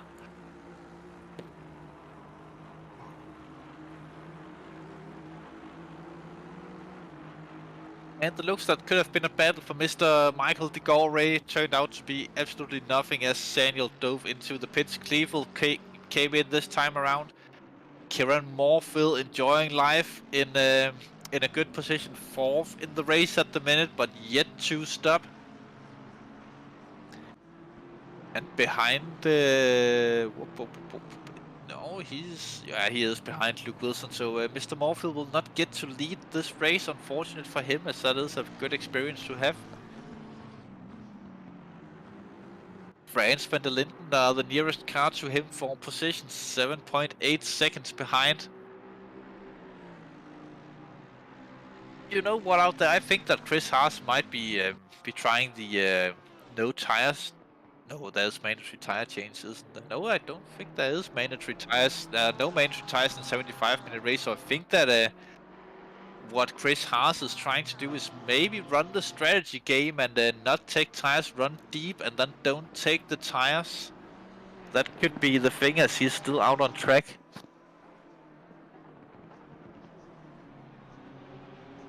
I don't think that would be the worst of strategy calls to try and go that way around, as he have had almost perfect track conditions to do so far in the race, as he haven't seen much action out there after getting a great start to the race. Jumping 2 positions almost before the first corner. Quite the start he managed to pull out in front there. Jesse Van Drijl have also caught up to Blisters, who definitely didn't take tire, or maybe he took, no, sorry, Blisters have overtaken Van Drijl actually. So Van Drijl must have had a little bit of an off. No point not taking tires, new tires. Yeah, new tires will gain more, but the thing is, if you can manage to keep your tires in the good enough shape and only take a single liter of fuel or a few liters of fuel, then it have been a strategy that have worked before here in SSRI for some drivers out there. But I would also personally have taken tires in a race like this, especially around Imola, I must say. But I think we saw Sim last week do the no tire change for good result, and Van Drijl again gets that by Blisters. That Blisters doesn't seem to be wanting to fight Van Drijl when he comes up behind, but it looks like he actually could maybe get a benefit of keeping him behind as the pushing. That's Grohl, the second-hand Wild Things car.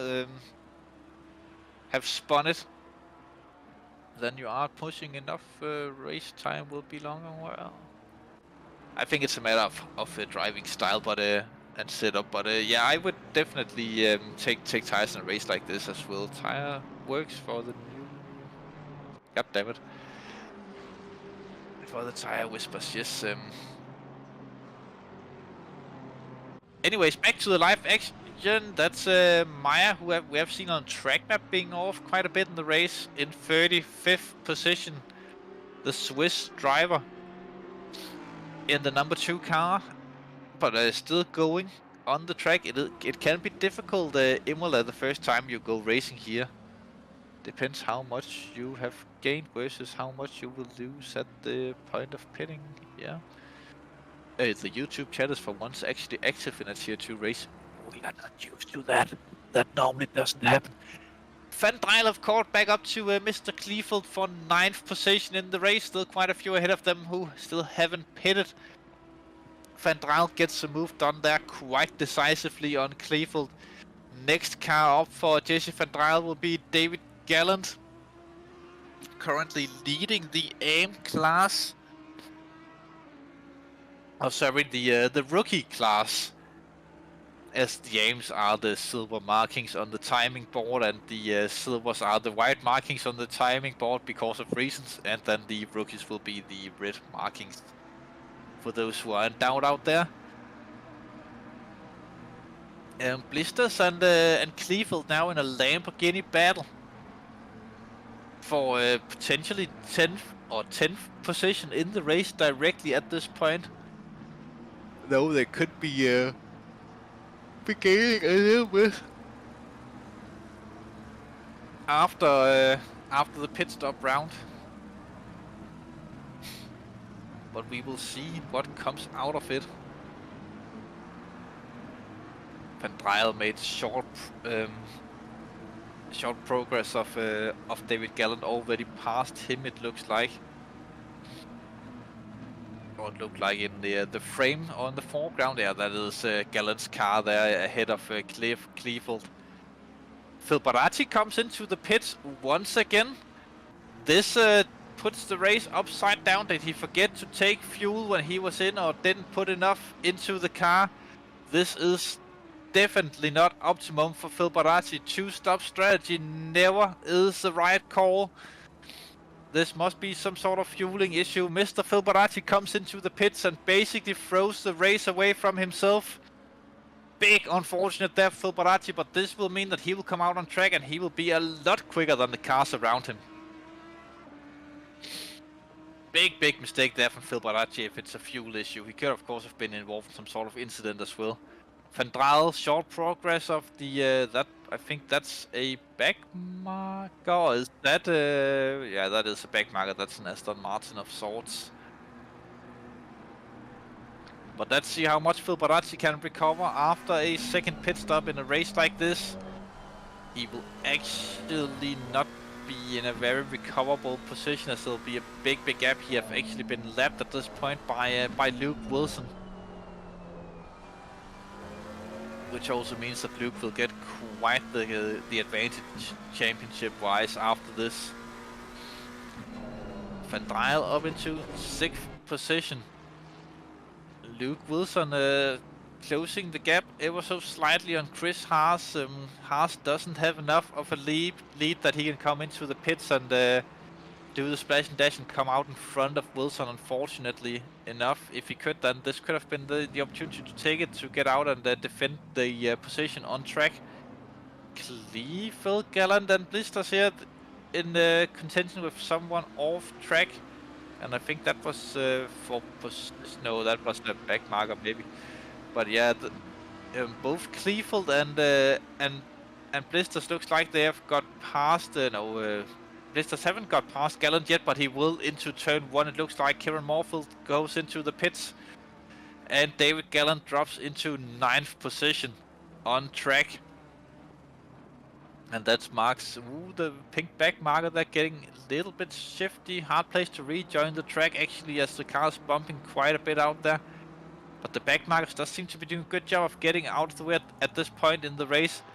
Hummel under pressure from, that's one of the Fortune Honda Racing Lambos. That's that is Hummel putting pressure on Vladimir Rodomenskin.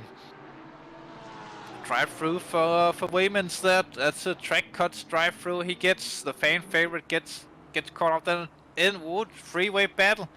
Gar Race have gone into the mix as well. As this time Vladimir have to defend on the inside of the blind left-hander. The contact is made up the hill.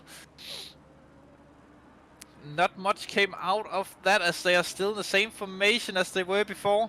But very close driving. It's just about finding out where there's enough room for your car at the minute if you're in that. And we are back to live racing. Status of this battle are that Bugar Race have come out on top with Hummel second, and Vladimir, long as last name that is difficult to pronounce, have dropped into to 13th position. Yes, it would be a rookie mistake if Gallant doesn't manage to pit this race, as he forgot in Watkins, or not Watkins, at the Red Bull ring. Yeah, Chris did forget to pay his electric bill. Seems like no, it was a slight technical issue, but we are right back with the live action and the racing and everything else, and some sort of a good mood and spirits and all the stuff like that. Bugar Race with the back marker. Bugar Race goes through the 22 car. 22 that have seen a little bit of a rough race as well this evening.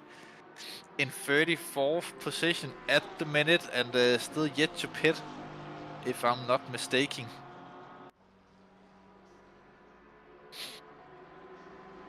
But doing his best to stay out of the way of the faster drivers, it looks like. Depending on what happens to Vladimir to turn 1 this time around, of course, but yeah, the battles are a little bit far and wide between. I think Craig Hill is coming up onto a move on David Gallant soon. As Gallant will be dropping yet another position, already done it. Literally just did it as we were speaking about it, but Craig Hill up into a 9th position. He'll be 1, 2, 3, 4, 5th of the drivers who already pitted. But hard to say where he will be in relation to Chris Haas after Haas takes his pit stop. I think Haas are the bigger wild card in this race.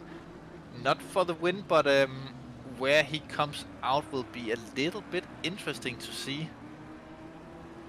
Whether or not that he gains big on this, or if he loses. Unfortunately,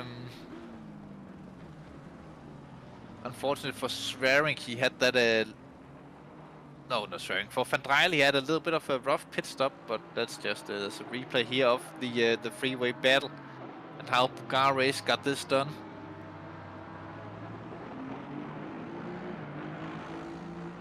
Ooh, clever boy there. That was the first one. Does he then make it a 2 for 1?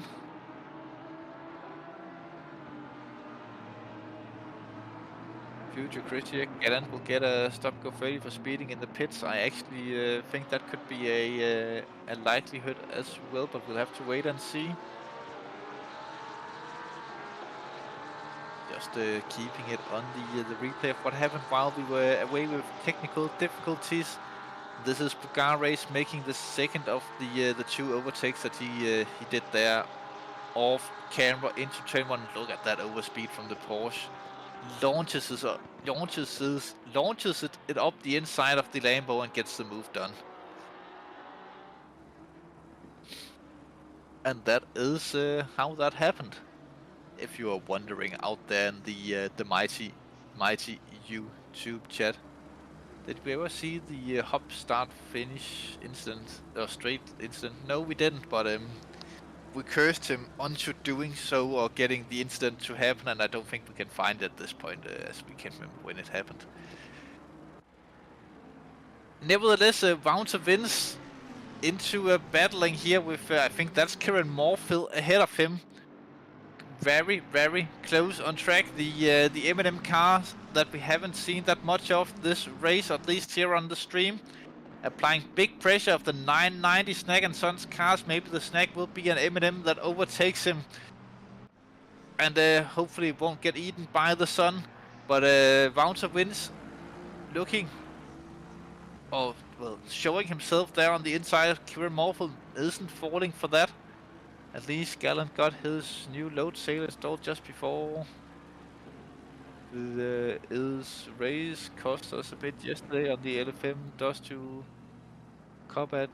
Yes, looking back on the stream, and they are very close. Slight contact there from Vince and Morfield. If Vince is smart, then he will let Morfield get back through. Doesn't look like he did. So Hummel also through Gallant that is behind him. So that must mean Bugar Race have gotten through Gallant as well. I think that's Gallant who's behind him. That's at least a white. Isn't that the Sky Tempesta? No, that's not Gallant. I thought that was the white Tempesta. Was a white Sky Tempesta McLaren. It's Blishma. It was Blishma, of course, who is still yet to pit also. He will need to come in soon. Oof, did it fail? He will need to come in soon as well, at least within the next 15 minutes of the race, which is the remaining time of the race, which is quite convenient, sort of say. In the 6 nice car, no CBSR cars this season, unfortunately, as they always put a little bit of flavor onto the grid, coloring wise and paint scheme wise. Wounter Blitzman starts one more lap. I think he is going as deep as possible into this race, of course, and not into something else. Speaking of 69, Chris Haas leading the race in the 333 Audi. It's good to see the Audis out there on track. Quite a few Audis actually being driven here in the second tier. Tim Neibauer and Mark Samuels will in Audis, and I think there might be a fourth, or I might just completely misremembering. I could be misremembering. But nevertheless, Chris Haas enjoying his time at the front of the pack, leading the race, doing the best he can to try and lose as little time as possible, as he'll be looking forward to at least getting the pit stop out of the way. Speaking of pit stops, Bart Swearing comes in from 3rd position in the race. Let's try and remember that he just stopped and see where he comes out on track. In the 112 Ferrari.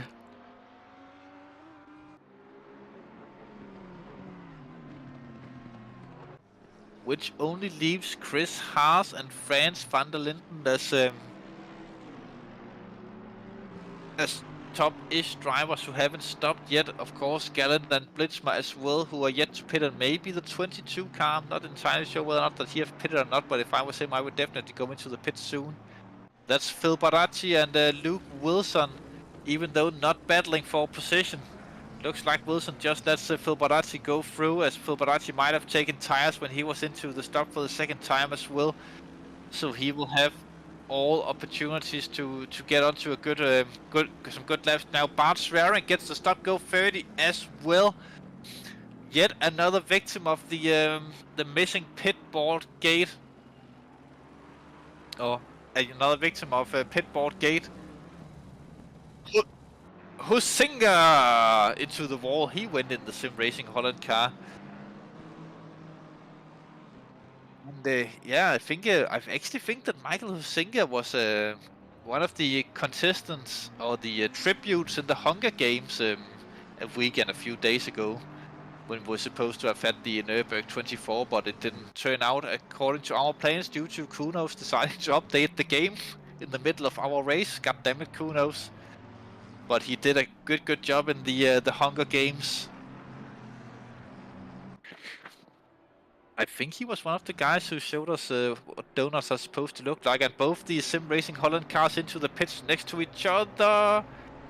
France might have gotten lucky having Huizinga, who already had slowed down for the pit limiter. Looks good with the two cars next to each other.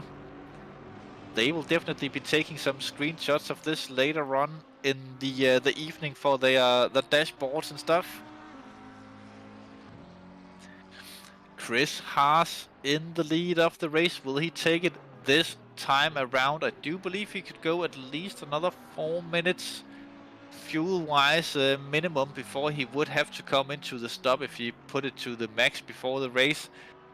But then again, why run it to the absolute limit?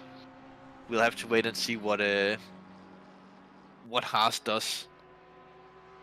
And we'll probably get the answer in just a few laps time, but tires at this point will not make much sense for him.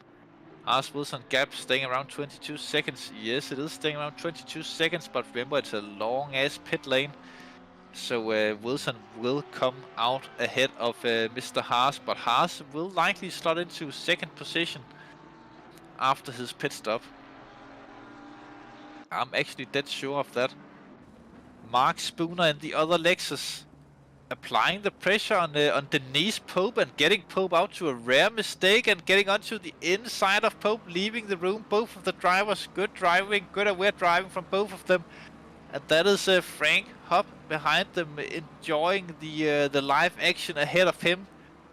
Mark Spooner this time with the big overspeed, almost wang it out into the grass there, overtaking Denise Pope, and then Frank Hopp goes through as well. Probably unlapping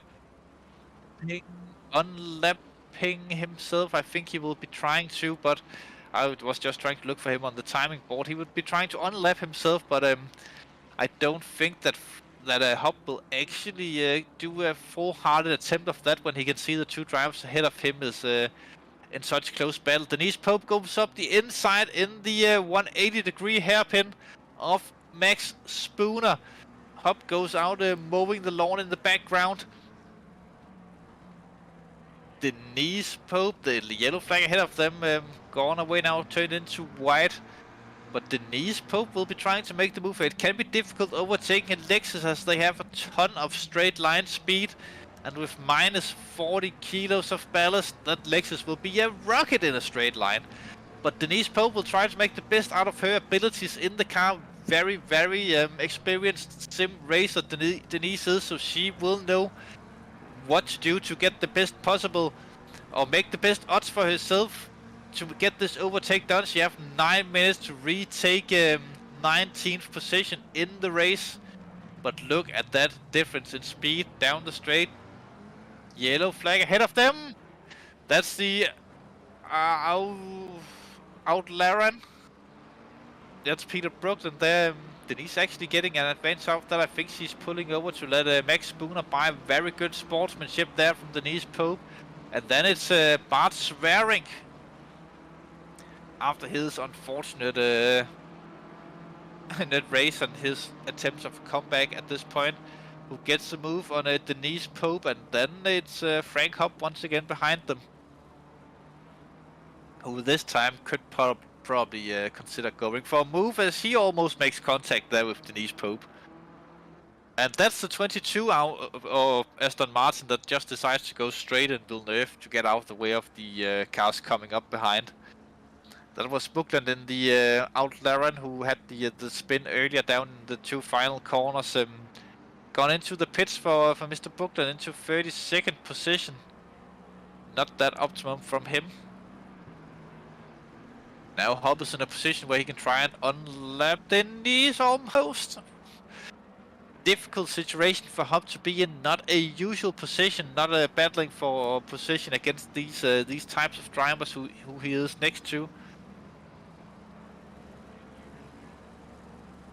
And with another Beamer behind him that Hopp is pulling over for to let through. I wonder if that is DeMonk maybe. It could be. I'm not sure that there are that many other BMWs here in Tier 2. No, that must be DeMonk who is the only other BMW. So it makes almost perfect sense what I'm saying for once. Whoa! Interesting there, roll, and then a strange overtake from the Sim Racing Holland car on a car that was coming into the pits, almost following him into the pits, trying to overtake on the right hand side. Very strange, but very cool looking moment at least. Bart swearing on Max Spooner.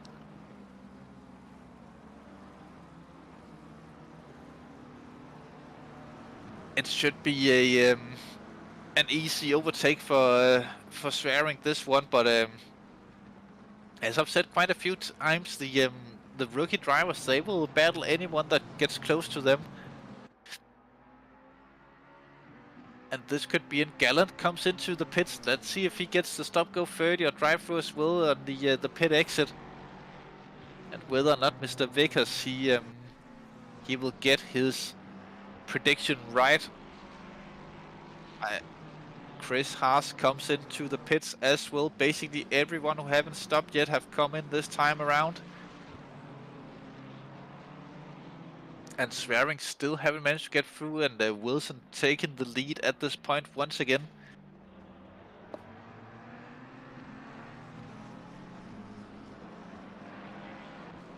I'm here to support the legendary Kieran Morfill. He has been legendarily okay, or fairly average in this race at least. He haven't killed anyone so far this time around, so I think that's a big plus for him. I think it's the first race this season where he's not involved in some major stuff that gets caught on stream. And Mr. David Gallant didn't get a stop go 30 out of the pit lane. Maybe we could have a little look on where the 333 car have emerged on track. Looks like he is P2 as expected. And down with whoop, that was some sort of Porsche. That was Dimitri, maybe Dimitri Schenk. Yes, it was Dimitri Schenk out doing a little bit of landscaping there. But Phil Baracci and Wouter Vince, very, very close to each other, and Franz van der Linden up ahead, who's just getting a little bit of a breathing room ahead of these drivers, and Luke Wilson coming to lap them all as well. Phil Baracci just trying to clear all the cars ahead with Luke Wilson right behind. I think Luke and Phil Baracci would have loved to be battling for position. But unfortunately that didn't happen this time around. Maybe next time out at Laguna Seca we can see something like that. But Phil Baracci got the move done there on Wouter Vince. Phil Baracci will be looking for the move on Franz van der Linden. For the next one, he'll have about 3 laps to do so. I would assume 2 laps, maybe 1. Yeah. And he already got the move done. Nevertheless, Phil Baracci will be looking to catch up to Cohen Geens then. Even though that is quite a big gap up there. It will be surprising if it does so, but I wouldn't put it past Phil Baracci to do so. As he is running with a monster pace at the minute. Further behind, Franz van der Linden and Wouter Vince have gotten into a battle too at this point. OGs, sort of say in the community. Or ODs rather. Original drivers, of course. The Sim Racing Holland and the DDS Racing cars. Both McLarens this time around. Oh, this season. Can Vince get the better of Franz van der Linden, or will Franz keep position and finish in 12th in this race? Phil Baracci gets a drive-through for track limits. Unfortunate for him. Not the best race for Phil Baracci, but he is keeping on. He's keeping on. You know what they're saying in America.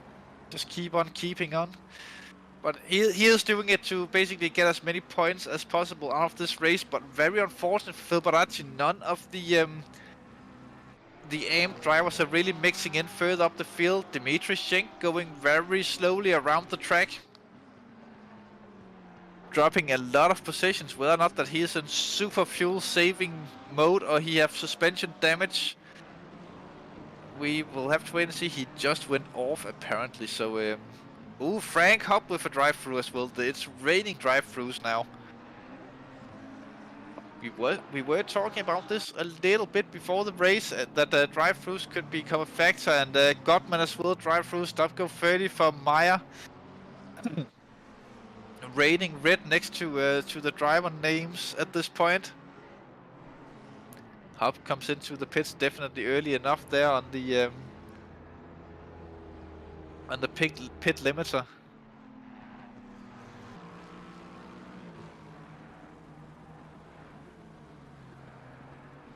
Bouncer Vince still behind Frank Hopp, or Franz van der Linden, but this actually means that they will be promoted a position where once Phil Baracci comes in to serve his drive-through penalty. There'll be this lap and one more lap for Wouter Vince to get this move done. Oh well, technically I think that Luke Wilson could just park the car on the start-finish line waiting for the time to go by and then drive over it if he so wanted to, but then these drivers would probably still go on to one more lap, or they would still go on to one more lap. Big pressure on Franz van der Linden and this late in the race. It can be something that could psych some drivers out. Into the slipstream Wouter Vince goes. It's a long straight, and you do get a good tow and a good opportunity for a slingshot overtake. But doesn't look like he has enough this time, Wouter Vince. It's only this lap he have to get the move done. He might just be a wise guy and take the points and not risk anything, but this time looks like he could have the move, or at least the run into the Villeneuve corner on the outside of Franz van der Linden. Does he go for it? No, tries the cut back, but van der Linden stays there, so no, not this time. Denied there from van der Linden. Good defensive driving from France on Wouter Vince. Through the 180-degree hairpin we go. Up to the blind left-hander where Luke Wilson just went through.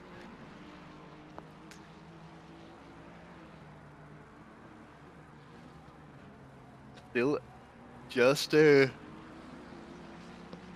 few car lengths between them. Although now it looks like you can't put a piece of paper between them anymore. This could be the opportunity. Wout van Aert will have to get France into a position where France will get a terrible run out of this, but doesn't look like Vince got the best of the curbs there. But he is close enough to try for at least the launch into the final two corners.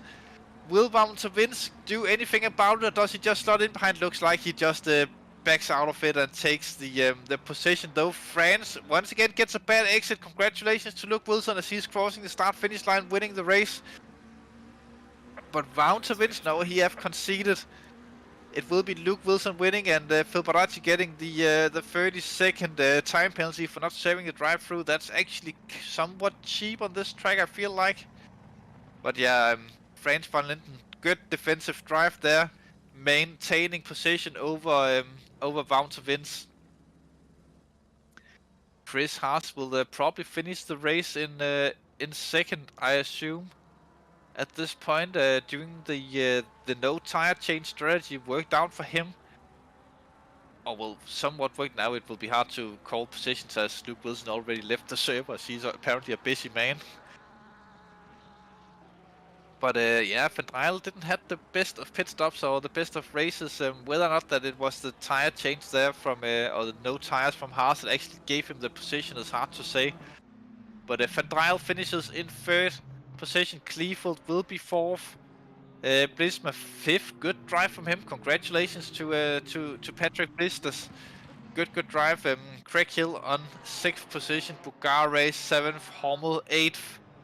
Vladimir 9th, and Cohen Geens rounds out the top 10. Good drive there. We will not be staying around for too long, waiting for people for interviews tonight, as you have probably noticed during this race that I am extremely tired.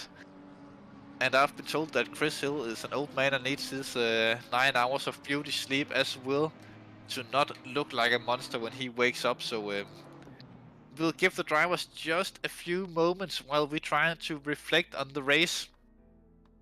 A little bit up here. Unfortunate from Phil Baracci that he had to come in for a second time late on in the race. He could have had big points in this one. Luke Wilson dominating from start to finish. Actually, I think what Phil Baracci did was actually pretty smart as he finished on... No, I think that Wilson got him by the end. Elsewise, he would have had to do another lap, of course, but it could have been smart there if he stayed ahead of Wilson. Then he would technically, even if he got a stop-go million, then he would have been ahead of the driver behind us. He would have been one lap ahead. Nevertheless, a good drive from Luke Wilson, dominating from start to finish. Super start from Chris Haas, and we know at this point that he had a lot of fuel in the car when he did that. Launching it up into to third from fifth position in just a few, or into third or fourth in just a few positions there from sixth in a few corners. Dominating race from Luke Wilson. Jesse Van Dryle once again a little bit throwing a race. At least the P2 in the race he threw away himself. We have seen him quite often when he goes racing that he's quick enough to get the results done. He could easily win races if he could get that consistency sorted out and take out some of the smaller mistakes that's being put up there. I think at this point of Jesse Van Dryl's career, he could probably go toe-to-toe with drivers like myself and Bas van Melis on good days. Luke Wilson doesn't belong in this tier. I can see people are writing in it on the Discord chat, and well, it's the Richard Prixley effect, it looks like.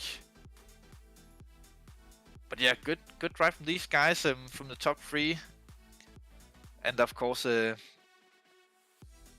well, all around the field. Swearing also had the opportunity for a good race today, but it didn't manage to pull through at the end. Top result from Blitzma. Not Blitzma. The other guy that we always... Blisters is the name. Bit surprised that he managed to pull that through myself and go all the way up there. I think that's a season high for him at least. Always good to see when drivers get that out of the bag, and shows that they can actually perform on a pretty high level. And hello, Kieran Morfield, the 990 driver. Was this the first race where you didn't murder someone on track? Yes. And look how it turned out. It was amazing. Yeah. Some might say. What? What do you say? Ah. Where Kieran Morfield came from, Will. I dragged him in from the interview. The pits of hell. I don't know. Yes, but Kieran, how did you find it, apart from obviously not murdering people out on track today? It must have been quite the exciting race. We did see you quite a bit on the stream that people came up to you and overtook you, but you did do some defensive action out there trying to keep them behind, at least it looked like. Yeah, a lot of the time when it came to cars overtaking, just overall the people I was fighting on track, it turned out a lot of them were pros. Now, coming off of other previous races in the season so far, I felt I was a bit too lenient when it came to inter-class battles, basically. And this one, I kind of became a lot more stubborn, should we say. So I was just fighting any and everyone, basically, at that point. And one main fight, which I don't know how much it played out overall, but I was fighting someone in class, but they were a lap down due to them having pitted, and I hadn't yet. Now, I don't know if that worked out overall. I can't remember exactly who it was, but I think I held them up enough just to be an annoyance. However, I think overall keeping this race clean and just being as much as a pain as possible to pretty much the entire field kind of worked out in my favor. Yeah, but you know, there's no one who say that you have to get out the way from people in different classes from yourself. Exactly, So yeah. I would have fought them as well. There's also the overall championship, of course, to look at. Not that we care much about that on the stream, but it is something to keep an eye on as well. And it's all about having fun when you're out there on track, and the same goes for the people in other classes. And most people go racing to actually go racing and don't just let people go by, you know. So if you want stuff like that, then hot lapping will be the thing that you should probably do instead of motor racing here first. But yeah, overall good race for you, and we did. And honestly, Kieran, where are all the Snack and Sons fans out there in the YouTube chat? We haven't seen that many of them today. I feel like that might be why I wasn't murdering anyone. There wasn't any pressure by the entire team on me at this time round, so I was a lot more calm, a lot more relaxed. But I mean, overall, I do want to kind of shout out Dan Higgins, one of the Snack and Son drivers. He's actually my co-driver in the 2.4 hour series.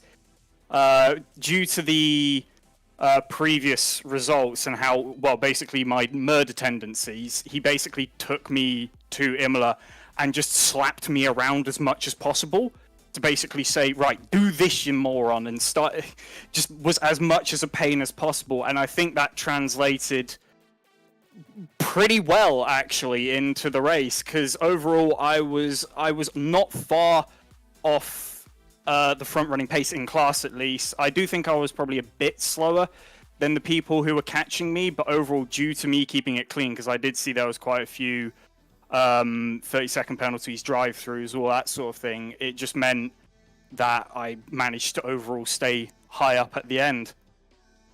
Yeah, and I don't think you can say moron on the stream. I think we just say Chris Hill when we try to say that normally. Oh, how dare you do that to our native producer? Yeah, but thanks for joining us, as we have been joined by David Gallant as well, rookie driver. We haven't talked to you since Spa, David, and how did you find out there on track today? Difficult strategy that you pulled out, by the way. First off, I just gotta say to the guys out there, sorry for T1. I messed that up pretty bad. Ah, that was you. Yep, that was me. Oh, but at least you put out some entertainment for the people out there watching, so keep that in mind. But a difficult strategy going for the no tire change. Did it work out for you, do you reckon? Yeah, honestly, like, with these hour races, I don't notice a huge difference. I mean, I did notice some pace from Weisman there. He was way faster than me, but I guess somehow I pulled it out. Yeah, he did. I think Wilsman, he got a drive-through in the race after his pit stop, and that could play a little bit into it, of course. But the thing is that for many people, when they take the pit stops, they might be running aggressive setups that it doesn't take care of the tires, so they're basically forcing themselves into the tire change strategy. And obviously, you managed to keep your tires alive for well, an hour and 15 minutes. Yeah, they held out, thankfully. It was a good race, though. It was good, some good battles out there. Yeah, we did see a little bit of you on the stream. Obviously, in the end, when the very top guys came through, they sort of flew by you, but it looked like that you were just maintaining your lines and trying to lose as little time as possible in those situations, as you probably should, and as good drivers would do. Did you reckon that anyone was trying to bully through you later on in the race, or did it just go smooth sailing for you? No, it was just a good race all in all. Some of those faster guys was trying to let them go, letting off a bit, just kind of down the straight. But yeah, it's trying to keep pace, you know. Exactly, and I didn't notice where you finished because people were leaving the server quite quickly after they got it done. Could you maybe give us a little bit of a notice on your finishing results? I think it was 15th. Correct me if I'm wrong. I think maybe just 12 seconds ahead of second place and rookie. So yeah, guess we'll have to see what the stewards say. Well, we'll wait on that. Obviously, but no, but 15th overall as well for rookie driver. That's actually quite a good result, especially in a race like this. Obviously, the reverse sprint races, it's easier to get up there with the results. But in a 1 hour 15 race and 15th position, I reckon you're a very happy man with the result. Yeah, thank you, appreciate it. Yeah, just pleased with the result for sure. Getting up there and being able to fight with the AM drivers, and actually some of the silvers as well within that ballpark of finishing positions.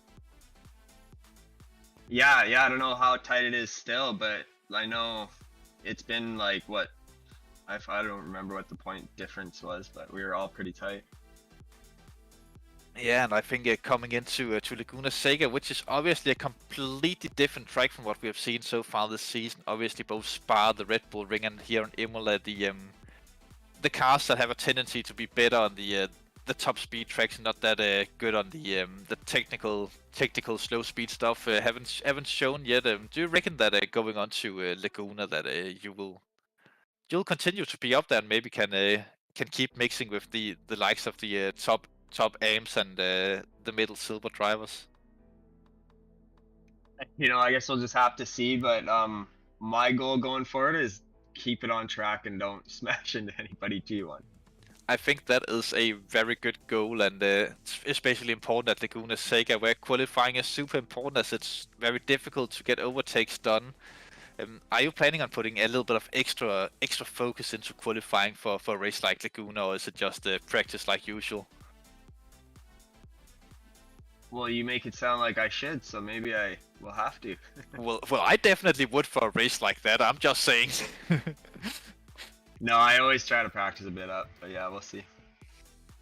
Yeah, and with the good results, I hope that you will keep them going. It's always good to see the very foreign drivers, even though you're not that exotic of a foreigner, of course, but it's good to see the foreign drivers in here getting the good results in. Obviously, if people don't know, David Gellner, our Canadian friend, who also saw a little bit of support in the YouTube chat this time around on these people who knew of you. Any of your friends that you are forced to come watch you drive? Yeah, I guess I did have a buddy watching. That's awesome. Yeah, it's always good to see. Nevertheless, I think we're rounding off for the stream, and thank you for coming into the stream, and congratulations again on both the 15th overall and first in class provisionally, of course.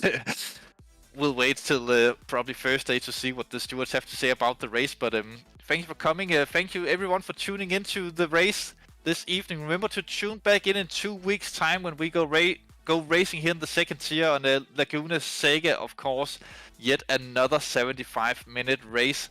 I have been your commentator, Mr. One Oliver, and behind the cameras have been Grandpa Chris Hill as always. Good evening out there.